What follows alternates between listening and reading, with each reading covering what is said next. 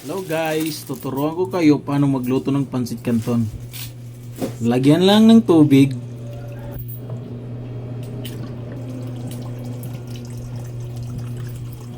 At saka bubuhusin natin, lagyan natin ng seasoning.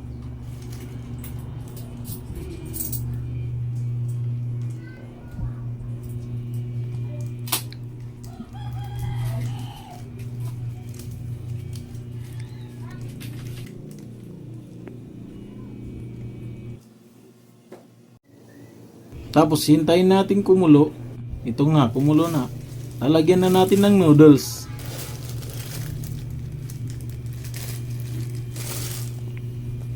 Hintay, tapos sasayawin natin. At ito na.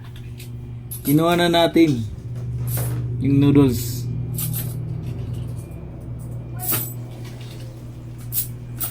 Okay na guys, hahaluin na natin yung seasoning at saka yung noodles.